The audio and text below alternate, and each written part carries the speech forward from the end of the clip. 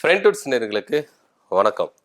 உச்சகட்டம் அடைஞ்சிருக்கிற பாமக விவகாரம், அன்புமணி ஐயா, ராமதாஸ் ஐயா இவங்களுடைய விவகாரம் டெல்லி வரைக்கும் போயிருக்கு. ஆனால் டெல்லி வரைக்கும் போயிட்டு இதில் அன்புமணி அவர்கள் மொக்க வாங்கிட்டு வந்திருக்கிறாரு அப்படின்றது தான் நிதர்சனமான உண்மை. பாஜகவுடைய கதவுகள் எல்லாம் அடைக்கப்பட்டு விட்டது.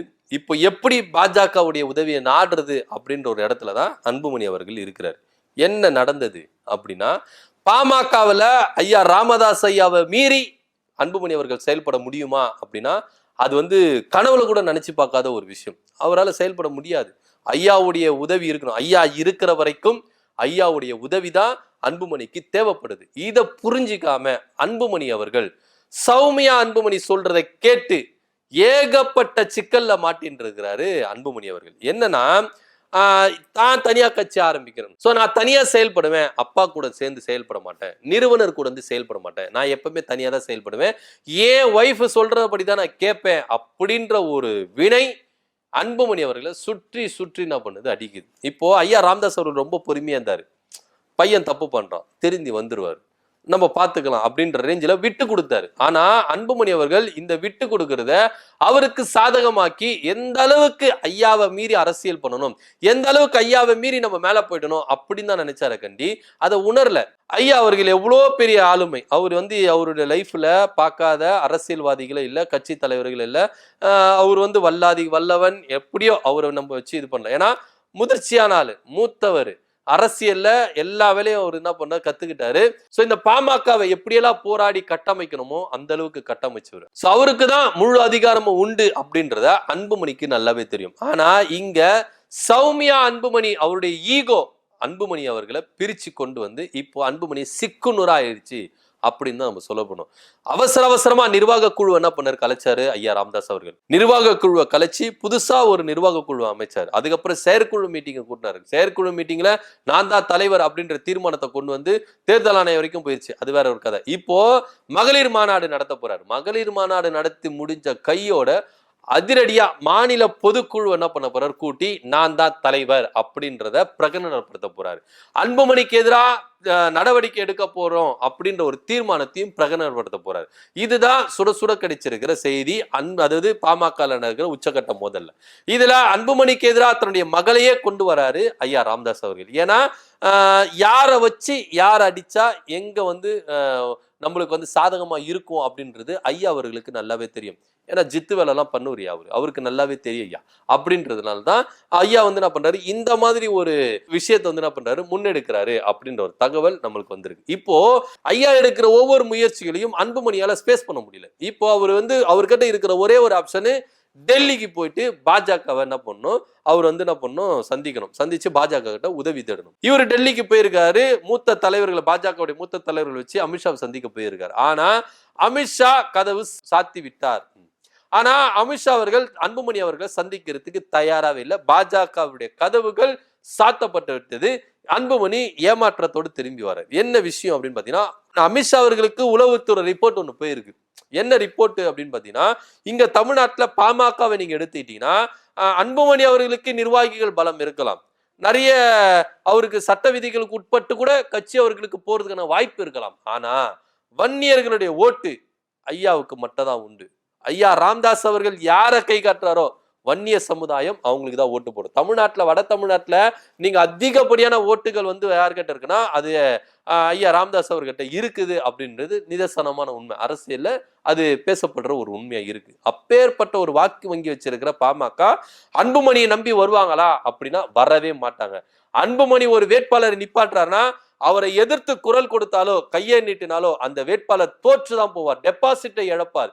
இதுதான் நிதர்சனமான உண்மை. ஐயா ராமதாஸ் அவர்களுக்கு பின்னாடி நிறைய நிர்வாகிகள் இல்லாம இருக்கலாம், சட்ட விதிகள் இல்லாம இருக்கலாம், ஆனா வன்னியர் சமுதாயத்தின் ஓட்டு ஐயா ராமதாஸ் அவர்கள் பக்கம் இருக்குது. இந்த ரிப்போர்ட் அமித்ஷா அவர்களுக்கு போயிருக்கு. அதனால அமித்ஷா என்ன சொல்லிட்டாருன்னா, திட்டவட்டமா சொல்லிட்டாரு, உங்க அப்பாவோட வாங்க சார், உங்க அப்பாவோட நீங்க ஒண்ணு சேர்ந்து கை கோத்துட்டு வந்தீங்கன்னா நிச்சயமா உங்களை நாங்க என்ன பண்றோம், எம்பியாவோ எம்எல்ஏவோ அமைச்சராவோ ஏதோ ஒன்று ஆக்குறோம், ஆனா உங்க அப்பா இல்லாம தயவு செய்து இங்க வந்துடாதீங்க அப்படின்னு சொல்லிட்டு கதவை சாத்திட்டு இருக்காங்க. ஏமாற்றத்தோட வந்தவர் எடப்பாடி பழனிசாமி கிட்டையும் என்ன பண்ணியிருக்காரு, விஷயத்த சொல்லியிருக்கிறார். நாங்க கூட்டணிக்கு ஆதரவு தரோம். இப்போ அதிமுக பாஜக கூட்டணியில பாமக இருக்குது. ஆனா இருக்குதா இல்லையா அப்படின்றது ஒரு இழுப்பறப்பு இருக்கு பாமகக்குள்ள. அப்படி இருக்கும்போது எடப்பாடியை சந்திச்சு என்ன பண்ணிருக்காரு, சொல்லியிருக்காரு, ஐயா நாங்க கூட்டணி வைக்கிறோம், உங்க கூட வைக்கிறோம், எங்களுக்கு இது மாதிரி எல்லாம் ஹெல்ப் பண்ணுங்க, பாஜக கிட்ட கொஞ்சம் பேசுங்க அப்படின்னு சொல்லியிருக்காரு. டெல்லியில இருக்கிற அமித்ஷாவுக்கே பாமகக்குள்ள என்ன நடக்குது, ஐயா ராமதாஸ் அவர்களுக்கு எவ்வளவு ஸ்ட்ரென்த் இருக்குது அப்படின்றத ரிப்போர்ட் போயிருக்கு. எடப்பாடி பழனிசாமி தமிழ்நாட்டுக்காரர், அவருக்கு தெரியாம இருக்கும். அவரு என்ன பண்ணிட்டாரு, ஐயா அன்புமணி ஐயா நீங்க தயவு செய்து அப்பாவோட வாங்க, அவரு தான் பெரியவரு, அவர் இல்லாம என்னால செயல்பட முடியாது அப்படின்னு சொல்லிட்டு அதிமுகவும் கது சாத்திருச்சு. இப்போ அன்புமணி அவர்கள் என்ன பண்றதுன்னு தெரியாம தன்னுடைய தாயாரை போய் சந்திச்சாரு. தாயாரை போய் சந்திக்கும் போது அவங்கள ஸ்ட்ராங்கா இருந்துட்டாங்க. இப்போ என்னன்னா ஒரு விஷயம், அம்மா கிட்ட போயிட்டு காரியத்தை சாதிச்சிடலாம் அப்படின்னு அழுது புழுண்டு பிறண்டு இருக்கிறாரு. ஆனா அம்மா ஸ்ட்ராங்கா இருக்காங்க. அப்பாவை மீறி என்னால ஒன்றும் பண்ண முடியாது சாமி, நீ ஒண்ணு அப்பா கிட்ட வந்து காலில் விழுந்து மன்னிப்பு கேட்டு பழையபடி இரு அப்படின்னு சொல்லிட்டு அவங்கள என்ன பண்ணிட்டாங்க, கையை விரிச்சுட்டாங்க.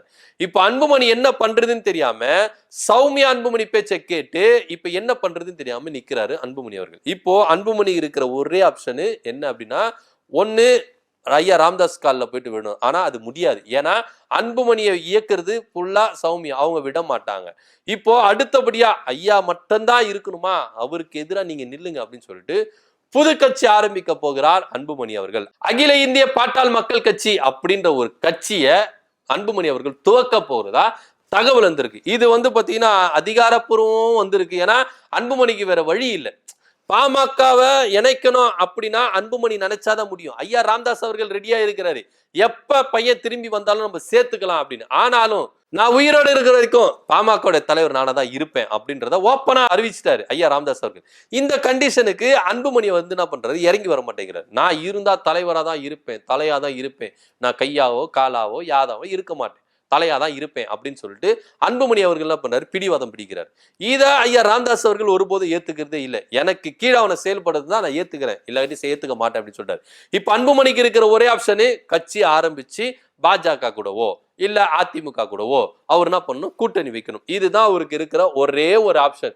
இந்த ஆப்ஷனை தவிர்த்து வேற இல்லை. இதுக்கு அன்புமணியும் சௌமியாவும் அடுத்த கட்ட வேலைகளை ஆரம்பிச்சுட்டு தான் தகவல் வந்திருக்கு. இப்ப புதுசா விரைவில் அகில இந்திய பாட்டாளி மக்கள் கட்சி அப்படின்ற ஒரு கட்சியை ஆரம்பிக்க போகிறதா தகவல் வந்திருக்கு. இது வந்து பாத்தீங்கன்னா அன்புமணி தரப்புல இருந்து உறுதிப்படுத்தல, ஆனா அன்புமணி ஆதரவாளர்கள் தரப்புல இருந்து வருகிற ஒரு தகவலா இருக்கு. இதை எப்படி எடுத்துட்டு போக போறார் அன்புமணி அவர்கள், இதற்கு பாஜகவும் அதிமுகவும் சப்போர்ட் பண்ணுவாங்களா, அங்கீகரிப்பாங்களா அப்படின்னு தெரியல. ஏன்னா இவரு கட்சி ஆரம்பிச்சாலும் வன்னியர் சமுதாய ஓட்டு வேணும்ல, அவங்களுடைய ஓட்டு இருந்தா தானேப்பா ஜெயிக்க முடியும். அதுதானே வட மாவட்டங்கள்ல வந்து இவங்களுக்கு வந்து பெரும் பலமா இருக்கு, பாமகவுக்கு பெரும் பலமா இருக்கு.